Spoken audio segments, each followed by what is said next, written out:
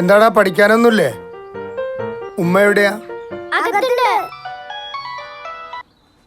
ആ ഹലോ. ആ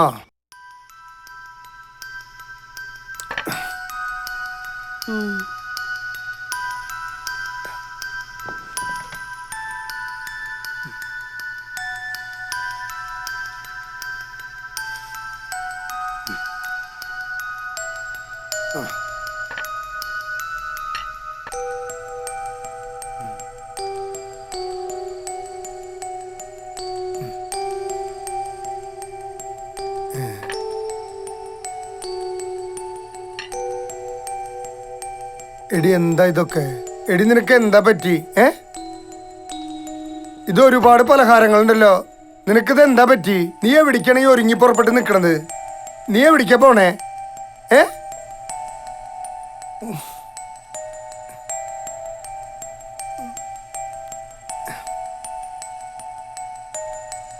എടി ആബിദ, ടർക്കി എവിടെ? ഇക്ക പലഹാരം എല്ലാം കഴിച്ചോ? എല്ലാം എങ്ങനെയുണ്ട് കഴിച്ചിട്ട്? എല്ലാം എങ്ങനെ കഴിക്കാനാ, എല്ലാറ്റിന്നും കുറേശ്ശെ കഴിച്ചു. ഇക്ക എവിടെ ഇരുന്നേ? ഇരിക്കി.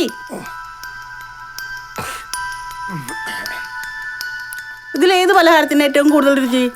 കാണാൻ പല മോഡൽ പലഹാരങ്ങളുണ്ടെന്നുള്ളൂ, രുചിയൊക്കെ ഒന്ന് തന്നെയാ. നിനക്കിത് എന്താ പറ്റിയത്? എല്ലാം ഒരേ രുചി തന്നെയല്ലേ? ഇത് തന്നെ ഞങ്ങള് പെണ്ണുങ്ങള് പല വേഷത്തിലും പല വർണ്ണത്തിലും പല ചന്തത്തിലും ആണെന്നേ ഉള്ളൂ. ഇക്ക ഉദ്ദേശിച്ച ഗുണം ഒന്ന് തന്നെയാ. നീ എന്താ ഉദ്ദേശിച്ചത്? നീ എന്താ നിന്റെ മനസ്സിലിരിപ്പിച്ച തുറന്നു പറയേ. ദേ, അർത്ഥം വെച്ചിട്ടുള്ള സംസാരം എന്താ എനിക്ക് മനസ്സിലാവില്ല എന്നിട്ടാ. ദേ, കൊറേ നാളായി നീ തുടങ്ങിട്ട്. എനിക്ക് പ്രാന്തൊന്നുമില്ല, ചില കാര്യങ്ങൾ ഇക്കാനെ ബോധ്യപ്പെടുത്താനുണ്ട്. എന്ത് ബോധ്യപ്പെടുത്താനാടി? മനുഷ്യന് മനസ്സിലാവുന്ന ഭാഷ പറയടി. ഞാൻ ഉടുത്തൊരുങ്ങിട്ട് എങ്ങനെയുണ്ട്? ഭംഗിയുണ്ടോ? തേങ്ങ കൊല. നിനക്ക് എന്താടി തലയ്ക്ക് വട്ടായ? ഞാൻ പല പ്രാവശ്യം പറഞ്ഞു, എന്താണ് കാര്യം ചിക്കൻ പറയേ. എനിക്ക് ഈ വീട്ടിൽ എപ്പോഴും ഉടുത്തൊരുങ്ങി നിൽക്കാൻ പറ്റില്ലേക്ക. എനിക്ക് ഈ വീട്ടിൽ നല്ല പണിയുണ്ട്. ഇക്കടെ കാര്യങ്ങൾ ഒരു കുറവില്ലാതെ നോക്കണം, കുട്ടികളെ നോക്കണം. ഇതിനിടയ്ക്ക് വീട്ടിൽ ഉടുത്തൊരുങ്ങി നിൽക്കാൻ സമയമില്ലേക്ക. ഇക്ക ദേഷ്യം വരുമ്പോ എപ്പോഴും ചോദിക്കാറില്ല, നിനക്കെന്താ വീട്ടിൽ ഇത്ര പണിയെന്ന്? ഞങ്ങൾ പെണ്ണുങ്ങൾ എടുക്കുന്ന ജോലി സമയം കണക്കാക്കാൻ പറ്റത്തില്ല. ഒരു ദിവസം ആദ്യം എണീക്കുന്നതും അവസാനം കിടക്കുന്നതും ഞങ്ങൾ പെണ്ണുങ്ങളാ. അതിനൊരു പരാതിയില്ല. എന്നിട്ടോ തൊട്ടതിനൊക്കെ കുറ്റം പറിച്ചിലും. ഒരു നല്ല വാക്ക് പോലും പറയില്ല, ഒരു സപ്പോർട്ടും തരില്ല. ഞാൻ എന്ത് ചെയ്തെന്ന് നീ പറയുന്നേ? കാര്യം പറ നീ. അത് ഞാൻ പറയാം. എനിക്ക് പറയാനുള്ള കാര്യങ്ങൾ ക്ഷമയോടെ കേട്ട് ഇക്ക എനിക്ക് നല്ല മറുപടി തരണം. എന്താ കാര്യം? എനിക്ക് അത്യാവശ്യം പഠിപ്പും അറിവും നൽകി തന്നെയാണ് വീട്ടുകാരെന്നെ വളർത്തിയത്. ഞാൻ വിചാരിച്ചാൽ എനിക്ക് ജോലിയൊക്കെ കിട്ടും. അപ്പൊ ചന്തത്തിൽ അണിഞ്ഞൊരുങ്ങി നടക്കാനും പറ്റും. ഞാൻ വീട്ടിൽ ഒതുങ്ങി കൂടി നിൽക്കുന്നത് കുട്ടികളെ കാര്യം ശ്രദ്ധിച്ച് കട കാര്യങ്ങളും നോക്കാൻ വേണ്ടിയിട്ടാണ്. എന്റെ ആഗ്രഹം അത് തന്നെയാണ്. ഇതൊക്കെ എല്ലാ പെണ്ണുങ്ങളും ചെയ്യുന്ന. കുടുംബാവുമ്പോ അങ്ങനെയൊക്കെ ഉണ്ടാവും. നിന്റെയും കുട്ടികളുടെയും കാര്യങ്ങൾക്ക് ഒരു കുറവുണ്ടാവരുതെന്ന് കരുതിയ ഞാൻ ഈ കഷ്ടപ്പെടുന്നത്. നിന്നെ ജോലിക്ക് വിട്ട് ജീവിക്കേണ്ട ഗതികേടൊന്നും എനിക്കില്ല. ഇപ്പൊ ഒന്ന് നിവർന്നു നിൽക്കാനായപ്പോൾ എന്നെ കണ്ടുപിടിക്കുന്നില്ല. പത്രാസുള്ള പെണ്ണുങ്ങളെ കണ്ടപ്പോ കണ്ണു മഞ്ഞളിച്ചു അല്ലേ? ഏത് പത്രാസുള്ള പെണ്ണുങ്ങള്? എന്ത് മഞ്ഞളിച്ചു? ദേ, വേണ്ടാത്ത വർത്താനം പറയാൻ നിൽക്കരുത് നീ.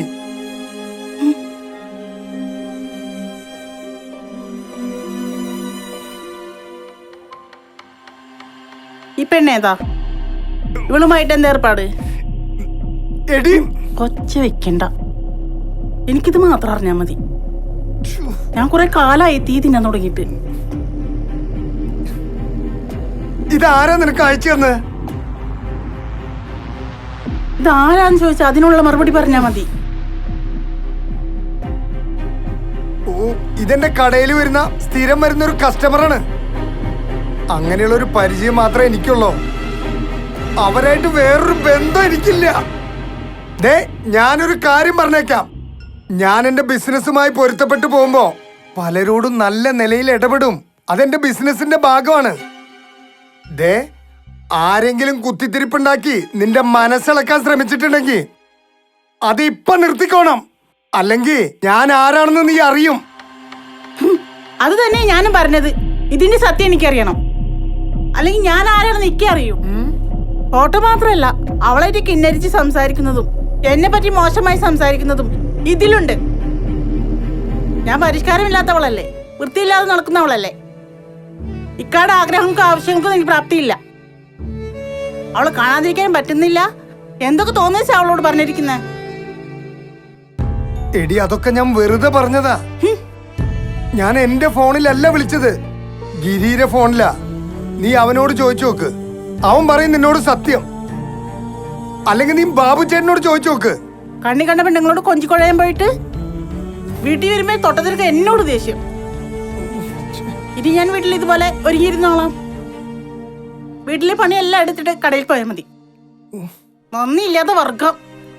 മടുത്തു, മതി.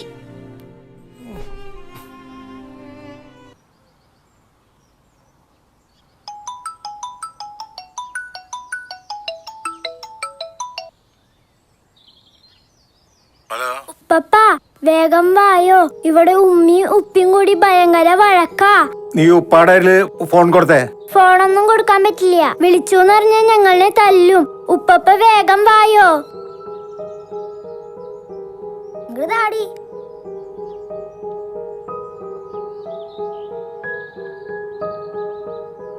മാമാ, എന്താ മോനെ? വേഗം വാ, ഇവിടെ ഉമ്മിയും ഉപ്പിയും വലിയ വഴക്കാ. ഉമ്മക്ക് ഫോൺ കൊടുത്തേ? ഫോണൊന്നും കൊടുക്കാൻ പറ്റില്ല. നിങ്ങൾ വരാണെങ്കി വാ. ഞാൻ ഇപ്പൊ വേറെ സ്ഥലത്താണുള്ളത്. ഇപ്പൊ ഞാൻ അങ്ങോട്ട് വരാം. ഇപ്പൊ വരാട്ടോ. ജൂൺ 5 പരിസ്ഥിതി ദിനമാണ്. ഈ ദിവസം ഓരോ വീട്ടിലും ഓരോ മരം നടണം. ശുദ്ധമായ വെള്ളവും വായുവും മനുഷ്യരാശിക്ക് അനിവാര്യമാണ്. നമ്മൾ ഭൂമിയിലേക്ക് മടങ്ങാം. ഭൂമി ഉരുണ്ടതാണ്. ഒന്ന് ബോഡി പൊട്ടതരം പറയാണ്ട്.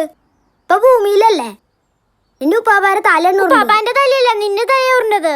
നിന്റെ തല ഉരുണ്ടത് ഇതുപോലെ. എന്താ സുബൈറേ പ്രശ്നം? നിങ്ങൾ പരസ്പരം വഴക്കിടാറില്ലല്ലോ. നിങ്ങളെ ആരാ വിളിച്ചത്? നിങ്ങൾ എങ്ങനെ ഇതൊക്കെ അറിഞ്ഞത്? അതിപ്പോളേ കുട്ടികൾ കരഞ്ഞു വിളിച്ചു പറഞ്ഞപ്പോ ഞങ്ങളുടെ വന്നാ. ആ, അവര് പേടിച്ചിരിക്കുകയാണ്. പെട്ടെന്ന് ഇങ്ങോട്ട് വരാൻ പറഞ്ഞു. ഞങ്ങള് പേടിച്ചിട്ട് അങ്ങോട്ട് എത്തിയതേ.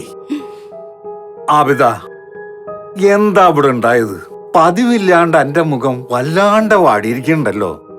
എന്താ പറ്റിയത്? ഇങ്ങനൊരു ഇബിലീസ് പിടിച്ച പിള്ളേര്. ഇവിടെ കുഴപ്പമൊന്നുമില്ല വല്യപ്പാ. ചെറിയൊരു പിണക്കം, അത് വലിയ കുഴപ്പമുള്ള കേസൊന്നുമല്ല. എല്ലാ കാര്യങ്ങളും എന്റെ സുഹൃത്ത് ഗിരിയോട് ഞാൻ പറഞ്ഞിട്ടുണ്ട്. അവന്റെ ഫോണിലുണ്ടല്ല. അവനിപ്പോ വരും. ബാബുചേട്ടന് എല്ലാ കാര്യങ്ങളും അറിയാം. ബാബുചേട്ടൻ ഇപ്പൊ വരും. ആ ശരിയാ, പിന്നെ വിളിക്കട്ടെ. ഞാൻ പിന്നെ വിളിക്കാം. ശരി ശരി. ആകെ അലമ്പായില്ലേ സുബേറെ? ഞാൻ അന്നേ പറഞ്ഞില്ലേ ചിലൊരു കുടുംബം കലക്കാനാണെന്ന്. ചില പെണ്ണുങ്ങളെ അവരുദ്ദേശിച്ച കാര്യം നടന്നില്ലെങ്കിലേ എന്തെങ്കിലും കൊണ്ട് നമ്മളെ കെണിപ്പെടുത്തും. ആണുങ്ങളായ നമ്മൾ അതിലൊന്നും പോയി വീഴാൻ പാടില്ല. മനസ്സിലായില്ലേ? എന്താ വലിപ്പ?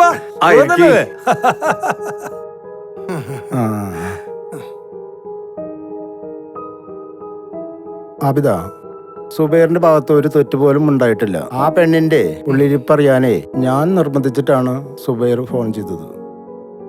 ഇതിലെ മുഴുവൻ കേട്ടാൽ ആബിദ മോളുടെ എല്ലാ തെറ്റിദ്ധാരണകളും മാറും. ഞാനിത് കേൾപ്പിച്ചു തരാം. അതെ, സുബൈർ ആദ്യം പറഞ്ഞത് ഇവിടെ കേക്കണ്ട, അവസാനം പറഞ്ഞത് കേൾപ്പിച്ചാ മതി. അതന്നെ. അതെ അതന്നെ അല്ലേ? ആ, ഇരിക്കെ ആ ആ കണ്ടോളിരിക്കെ. ഹലോ, എന്റെ പൊന്നു സഹോദരി, ഞാൻ നിങ്ങൾ ഉദ്ദേശിക്കുന്ന തരത്തിലുള്ള ആളല്ല. നിങ്ങളുടെ ഉദ്ദേശത്തിന് എന്നെ കിട്ടുകയില്ല. അപ്പൊ ഇതുവരെ പറഞ്ഞതൊക്കെ ഞാൻ നിങ്ങളുടെ മനസ്സിലിരിപ്പ് എന്താണെന്ന് അറിയാൻ വേണ്ടി അങ്ങനെ വിളിച്ചതാ. ഞാൻ അറിയാതെ എന്റെ സെൽഫി എടുക്കുക, രാത്രി 12 മണിക്ക് ഫോൺ വിളിക്കുക, എന്താ കാര്യം എന്ന് അറിയാൻ വേണ്ടി ഞാൻ അങ്ങനെയൊക്കെ പറഞ്ഞതാ. ഇപ്പൊ എനിക്ക് പിടികിട്ടി, എന്നെ അതിന് കിട്ടില്ല. ആണുങ്ങളല്ല ഇങ്ങനെയാണ്, ആശിപ്പിക്കും, പിന്നെ അങ്ങോട്ട് ചതിക്കും. ഞാൻ നിങ്ങളോടൊരു വാക്കുകൊണ്ടോ നോട്ടം കൊണ്ടോ മോശമായി പെരുമാറിയിട്ടില്ലല്ലോ. പിന്നെ ഏതാഗ്രഹത്തിന് താങ്ങും തണലുമായി നിൽക്കുന്ന, ഏറെ സ്നേഹിക്കുന്ന എന്റെ ഭാര്യയെ വഞ്ചിക്കാൻ എന്നെ കിട്ടില്ല. എനിക്ക് എന്റെ ഭാര്യയും മക്കളുമാണ് എല്ലാതും. അത് വിട്ട് ഒരു ഏർപ്പാടിനും എന്നെ കിട്ടില്ല. ഇനി മേലാൽ എന്നെ വിളിക്കരുത്, എന്റെ സ്ഥാപനത്തിൽ വരികയും ചെയ്യരുത്. മനസ്സിലായോ? ഓക്കെ. ആബിദ, ഇപ്പൊ മനസ്സിലെ തെറ്റിദ്ധാരണകളൊക്കെ മാറിയില്ലേ? എന്റെ മനസ്സിൽ തെറ്റിദ്ധാരണ ഒന്നും ഇല്ല. ഓരോ മണ്ടത്തരത്തിൽ ചെന്ന് പെട്ടിട്ട് ഇപ്പൊ മോങ്ങാൻ നിക്കുക. എല്ലാവരും ഇരിക്കട്ടാ, ചായ കുടിച്ചിട്ട് പോകാം. ചായ ഒന്നും വേണ്ട. അയ്യോ, അത് ശരിയാവില്ല. എല്ലാവരും ചായ കുടിച്ചിട്ട് പോയാ മതി. ഇക്ക ഇങ്ങോട്ട് വന്നേ. എന്തെല്ലാം ഹാപ്പി ആയില്ലേ? അൽഹംദുലില്ലാ.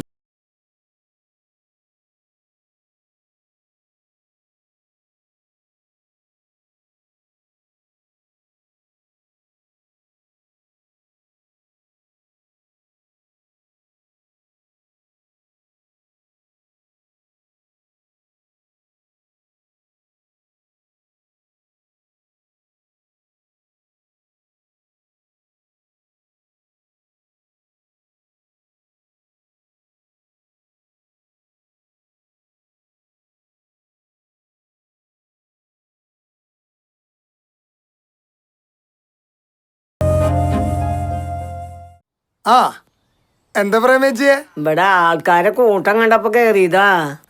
അത് ആബിദേരെ വീട്ടുകാരി വന്നതാ. അപ്പൊ ആബിദ എവിടേക്ക് പോയി? അവളവിടെ അവരോട് സംസാരിച്ചോണ്ടിരിക്കുക. ഞാൻ അമ്പലത്തിലേക്ക് പോയതാ. എന്നാ കേറിയിട്ട് പോവാ. അയ്യോ, ഇനിയിപ്പോ നേരല്ല. ആയിക്കോട്ടെ, പിന്നെ വരാ.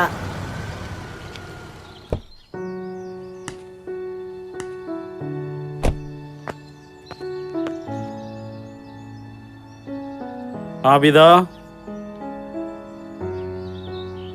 എന്തൊക്കെ ആബിദ, എന്താടി ഇത്? എന്താണ് എന്താ ഇവിടെ നടക്കണത്? എനിക്ക് നിന്നോടൊരു കാര്യം പറയാനുണ്ട്. കെട്ടിയോനും കെട്ടിയോളും കുട്ടികളൊക്കെ ആവുമ്പോൾ കുടുംബത്തിൽ ചില പ്രശ്നങ്ങളൊക്കെ ഉണ്ടാവും. അതിന് ആൾക്കാരെ വിളിച്ചു കൂട്ടിയിട്ട് ഇടങ്ങേറുണ്ടാക്കല്ല പണി. അവനെ നിന്റെ കെട്ടിയോനാ. അവൻ നയിച്ച് നിന്നെ നിന്റെ കുട്ടികളെയും കുടുംബം നോക്കുന്നവനാ. നീ വെറുതെ വേഷം കെട്ടി നിൽക്കരുത് കേട്ടോ. ഇല്ലേക്കാ, ഇത് വിഷയൊന്നുമില്ല, അതെല്ലാം കഴിഞ്ഞില്ലേ. നിങ്ങളൊക്കെ നല്ല നിലയിൽ ജീവിച്ചു പോകുന്നത് കണ്ട് മനസ്സമാനത്തോടെ കഴിഞ്ഞു പോണതാ ഞങ്ങള്. വെറുതെ ഇല്ലാത്ത വിഷയങ്ങൾ ഉണ്ടാക്കരുത് കേട്ടോ. സുബൈർ എവിടെ? ഇക്ക മോളിലുണ്ട്, ഇപ്പൊ വരും. ഇക്ക ഇരിക്ക്. മനുഷ്യൻ തിരക്കിന്റെ ഇടയിൽ ഇവിടെ ആകെ കുഴപ്പമെന്നും പറഞ്ഞിട്ട് ഓടിപ്പടഞ്ഞു വന്നതാ. എല്ലാരും ഇങ്ങോട്ട് വരി. അങ്ങോട്ട് പോരെ. അഡ്ജസ്റ്റ് ഇവിടെ കുത്തിരിക്ക. അല്ല, വെറുതെ ആവശ്യമില്ലാണ്ട് കല്ലൂടാക്ക. അതെന്തായാലും സോൾവ് ആയി. ഈ ചെറിയ ചെറിയ പ്രശ്നങ്ങളൊക്കെ എല്ലാ വീട്ടിലുണ്ടാവും. അത് കണ്ടില്ല കേട്ടില്ല എന്ന് വെച്ചിട്ട് മുന്നോട്ട് പോണം. അത് വേണം. അല്ലാതെ ഈ വാശിക്കൊപ്പം തർക്കിക്കാൻ നിന്നാൽ ഒന്നിനൊരു പരിഹാരം ഉണ്ടാവില്ല. പടച്ചോ നമുക്ക് ഭൂമിയിൽ ജീവിക്കാൻ കുറച്ച് ദിവസങ്ങളെ തന്നിട്ടുള്ളൂ. അത് പരസ്പരം കലഹിച്ചും പോരടിച്ചും തീർക്കാണ്ട് സന്തോഷത്തോടു കൂടിയിട്ട് ജീവിച്ചു തീർക്കല്ലേ വേണ്ടത്. ഒരു നാള് നമ്മളെല്ലാരും മണ്ണടിഞ്ഞു പോകും. ഈ കടുംപിടുത്തവും വിദ്വേഷവും ഉപേക്ഷിച്ചിട്ട് സഹജീവികളെ സ്നേഹിച്ചും സഹായിച്ചും പോണതല്ലേ നല്ലത്. ആ ഒരു തിരിച്ചറിവ് മനുഷ്യനുണ്ടാവണം. ഒരാളുടെ ജീവിതശൈലിയല്ല മറ്റുള്ളവരുടെ. ഓരോരുത്തർക്കും വെവ്വേറെ പ്രശ്നങ്ങളല്ലേ. എന്റെ കാര്യം തന്നെ നോക്കിയേ. എന്റെ ആദ്യത്തെ കെട്ടിയോള് ഒരു പാവാ. കന്നാലിരെ പോലെ പണിയെടുക്കും. എന്റെ ഉപ്പാനും ഉമ്മാനും നല്ല പോലെ നോക്കായിരുന്നു. അതെ, അവളെ ഓടിപ്പിച്ചു എന്റെ ഉമ്മയും പെങ്ങന്മാരും കൂടിയിട്ട്. സ്ത്രീധനം കിട്ടിയത് പോരാ, കുടുംബ മഹിമ പോരാ എന്നിങ്ങനെ ഓരോന്നും പറഞ്ഞ് അതിനൊരു സൗകര്യം കൊടുത്തിട്ടില്ല. അതാണെങ്കിൽ എന്നെ ഇട്ടിട്ടും പോയി. പിന്നെ ഞാൻ എന്തേലും പറഞ്ഞ ഉമ്മ തുടങ്ങും. നിന്നെ ഞാൻ 10 മാസം ചുമന്നില്ലേ, കയ്യും കാലും വളർത്തിയില്ലേ, പായയിലും മടിയിലും പറമ്പിലൊക്കെ തൂറിയത്. ഓ, ഇതൊക്കെ പറഞ്ഞ് നെഞ്ഞത്തടിച്ച് നിരോളിക്കാൻ തുടങ്ങും. എന്താ ചെയ്യാ, നമ്മടെ പെറ്റ തള്ളയായി പോയില്ലേ. 10 പേർക്ക് അന്നദാനം കൊടുത്തുകൊണ്ടോ വ്രതമെടുത്ത് ആരാധനാലയത്തിൽ പോയത് കൊണ്ടോ ഒരു പുണ്യം കിട്ടില്ല. മാതാപിതാക്കൾക്ക് ഭക്ഷണം കൊടുത്തും മരുന്നും കൊടുത്തും കൂടെ നിർത്തി പരിരക്ഷിക്കണം. ഇപ്പൊ എനിക്ക് ഒരു കുഴപ്പമില്ല. ഉമ്മയാണെങ്കിലാ ടിവിയുടെ മുമ്പിൽ ഇങ്ങനെ ഇരിക്കും, എന്റെ കെട്ടിയോളാണെങ്കിലാ ഈ മൊബൈലിൽ കുത്തി കുത്തി ചുണ്ണാമ്പ് തേച്ചിരിക്കും. എന്നാലാ ഉമ്മയും മരുവോളും നേർക്ക് നേരെ കണ്ടാലേ പൂച്ചേനെടുത്ത് നായരെ മോന്തിക്ക് വെച്ചാല് മൊരണ്ടോണ്ടിരിക്കും. എനിക്കിപ്പോ ഒരു കുഴപ്പമില്ല. പെൺവീട്ടുകാരുടെ കുടുംബമഹിമ ഭർത്താവിന്റെ വീട്ടിൽ പറയാതിരിക്കുക. ഭർത്താവിന്റെ വീട്ടിലെ പോരായ്മകളും കുറ്റങ്ങളും കുറവുകളും ഇഴപിരിച്ച് പരിശോധിച്ച് പുച്ഛിക്കാതിരിക്കുക. വിവാഹിതരായി കഴിഞ്ഞാൽ ഏറ്റക്കുറവുകൾ പരസ്പരം സഹകരിച്ച് ജീവിതം മുന്നോട്ട് കൊണ്ടുപോകണം. അത് ശരിയാ. സമ്പത്തും സൗന്ദര്യവും നോക്കി വിവാഹ കച്ചവടം ഉറപ്പിച്ച് പുതുമോടി തീരുന്നതിന് മുമ്പേ വിവാഹമോചനത്തിന് കേസും കൂട്ടാൻ നടക്കും. പൊങ്ങച്ചം കാണിച്ചതും ആർഭാടം കാണിച്ചതും ഒക്കെ വെറുതെ ആയിട്ട് തീരുകയും ചെയ്യും. 10,000-കണക്കിന് വിവാഹമോചന കേസുകളല്ലേ ഈ കുടുംബ കോടതിയിലൊക്കെ കെട്ടിക്കിടക്കണത്. എന്തേ അല്ലേ? അതെ. ഇല്ലേ, നീ കാരണാന്നാണ് ഇപ്പൊ പറച്ചില്ലേ. നീ എന്തൊക്കെയോ ഓരോ പുലിവാലുകള് വെളുക്കാൻ ചതച്ചപ്പോ ഉണ്ടായി. നല്ലത് ചെയ്യാൻ ചപ്പോ ഞാൻ കുറ്റക്കാരനായി. ഇതൊരാളും അറിയാതെ അവസാനിപ്പിക്കാൻ എത്രയോ മാർഗങ്ങളുണ്ടായിരുന്നു. ആ പെണ്ണിനോട് കൊഞ്ചു കൊഴഞ്ഞ് സംസാരിക്കലല്ല ശരി. ഞാൻ സുബൈറിന്റെ കുടുംബം കലക്കാൻ ശ്രമിക്കുവോ? കാര്യത്തിന്റെ പോക്ക് ശരിയല്ലെന്ന് തോന്നിയപ്പോ ഞാൻ ആ പെണ്ണിനെ ഭീഷണിപ്പെടുത്തി. അതാ കുഴപ്പമായത്. നമ്മുടെ പ്രവൃത്തിയും നമ്മുടെ വാക്കുകളും നല്ലതാണോ ചീത്തയാണോ എന്ന് വിലയിരുത്തുന്നത് മറ്റുള്ളവരാണ്. ഏത് കാര്യവും നമ്മൾ ചെന്ന് ഏർപ്പെടുമ്പോൾ ഒരു വട്ടം ആലോചിക്കണം. ഓടി ചെന്ന് ചേമ്പ് പറിച്ച താളെ കയ്യെ പോരൂ. കടയും വിത്തും കിട്ടണമെങ്കിൽ നമ്മൾ ആട്ടിപ്പറിക്കണം. നമ്മൾ എത്ര നല്ല കാര്യം ചെയ്തിട്ടും കാര്യമൊന്നുമില്ല. ചെയ്യുന്ന കാര്യം നല്ല രീതിയിൽ ചെയ്തില്ലെങ്കിൽ കുടം കമിത്തി വെള്ളമൊഴിച്ച പോലെയാകും. ഹായ്. നിങ്ങൾ ഇവിടെ നിൽക്കുക. ആ ഫോൺ ആബിദാനെ കേൾപ്പിക്കാനായത് നന്നായി.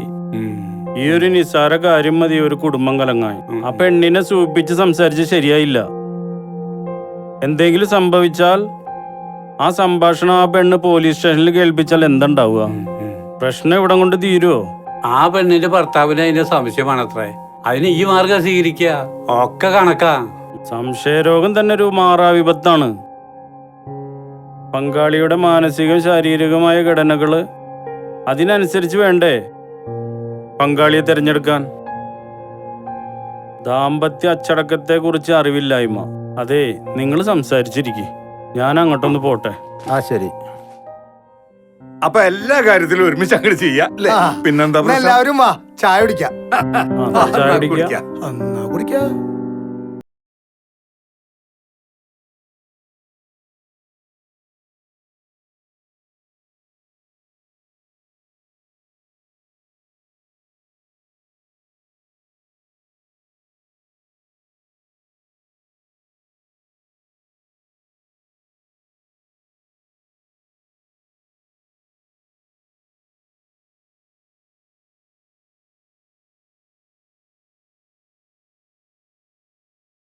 തീരുമാനമെടുക്കേണ്ടത് പൊരുത്തക്കേടുകളുണ്ടാകാം. അതെല്ലാം പരസ്പരം മനസ്സിലാക്കി വിട്ടുവീഴ്ചാ മനോഭാവത്തോടെ പ്രശ്നങ്ങൾ കൈകാര്യം ചെയ്യണം. നന്മ മനസ്സുകളുടെ ചിരകാല സ്വപ്നം പൂത്തുലയട്ടെ. നല്ലൊരു കുടുംബജീവിതം